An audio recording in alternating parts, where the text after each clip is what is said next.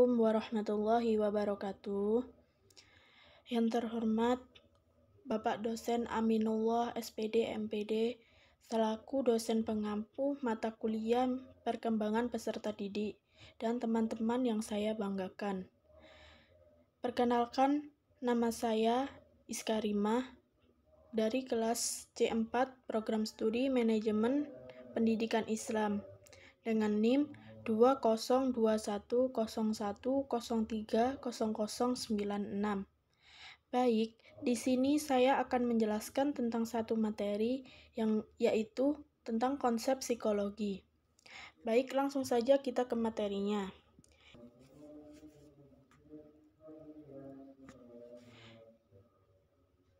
Yang pertama tentang definisi psikologi.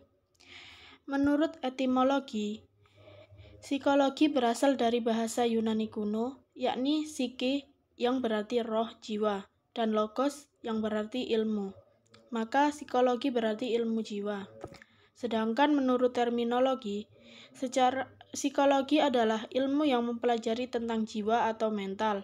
Akan tetapi perlu digarisbawahi bahwa psikologi tidak mempelajari jiwa atau mental secara langsung, karena jiwa sifatnya abstrak. Psikologi membatasi pada manifestasi dan ekspor dari jiwa atau mental tersebut, yakni berupa tingkah laku dan proses atau kegiatannya.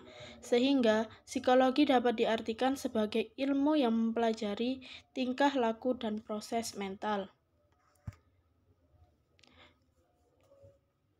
Yang kedua, kita akan membahas tentang pengertian psikologi menurut beberapa pakar. Yang pertama, menurut Ensiklopedia Nasional Indonesia Jilid 13, psikologi adalah ilmu yang mempelajari perilaku manusia dan binatang baik yang dapat dilihat secara langsung maupun tidak langsung.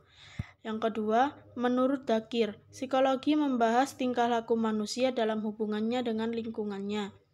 Yang ketiga, menurut Muhyiddin Syah, psikologi adalah ilmu pengetahuan yang mempelajari tingkah laku terbuka dan tertutup pada manusia, baik selaku individu maupun kelompok dalam hubungannya dengan lingkungan. Yang keempat, Wiji Hidayati dan Sri Purnami bahwa definisi konsep psikologi adalah ilmu yang membahas situasi kejiwaan manusia yang dapat menggerakkan tingkah laku manusia selama hidup di dunia sampai pra-kematian.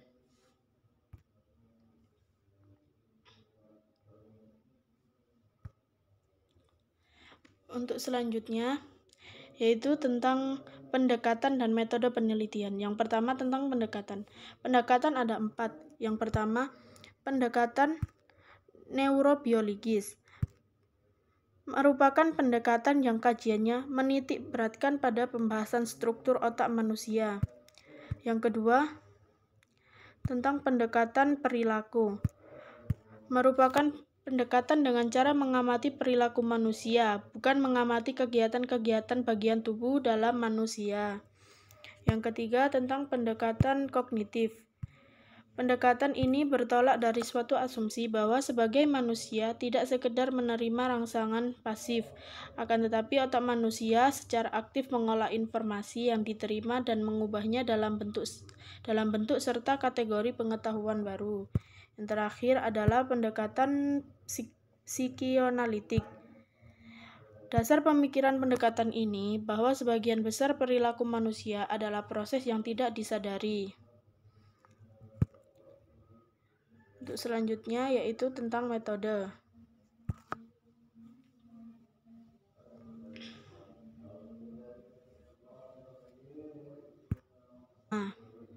Yang pertama adalah metode eksperimen. Metode ini sebenarnya dapat dilakukan baik di dalam maupun di luar laboratorium. Metode ini lebih banyak digunakan untuk menyelidiki besaran pengaruh dari suatu penelitian yang diuji cobakan. Yang kedua, tentang metode pengamatan atau observasi. Metode ini secara langsung mengamati terhadap sesuatu yang diteliti, baik perilaku binatang maupun manusia. Yang ketiga, dalam metode survei. Metode ini menggunakan kuesioner atau wawancara dalam ukuran sampel besar untuk mengetahui informasi seperti pendapat politik, pilihan para konsumen, dan sebagainya. Yang keempat adalah metode tes. Metode ini digunakan untuk mengukur segala jenis kemampuan seperti minat, bakat, sikap, maupun tes prestasi belajar. Yang kelima yaitu metode riwayat kasus. Metode penelahan riwayat hidup secara ilmiah dikenal sebagai riwayat kasus. Merupakan sumber data yang penting bagi para ahli psikologi dalam mempelajari setiap individu. Yang terakhir, kita akan membahas tentang konsep psikologi. Yang pertama, motivasi. Motivasi adalah suatu keadaan dan ketegangan individu yang membangkitkan dan memelihara serta mengarahkan tingkah laku yang mendorong menuju pada suatu tujuan untuk mencapai suatu kebutuhan. Yang kedua, konsep diri. Konsep diri merupakan penilaian tentang dirinya oleh orang lain yang menyangkut aspek fisikal, perseptual, dan attitudinal, yaitu fisik, persepsi, dan kesikapan. Yang ketiga, sikap. Konsep sikap merujuk pada masalah yang lebih banyak bersifat evaluatif, afektif terhadap suatu kecenderungan atas reaksi yang dipilihnya. Yang keempat, tentang persepsi.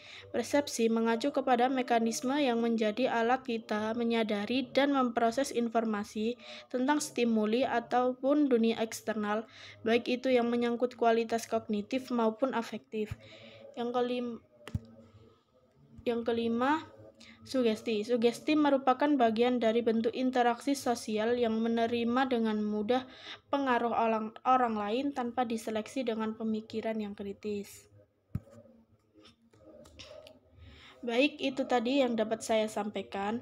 Kurang lebihnya mohon maaf. Semoga bermanfaat. Terima kasih. Wassalamualaikum warahmatullahi wabarakatuh.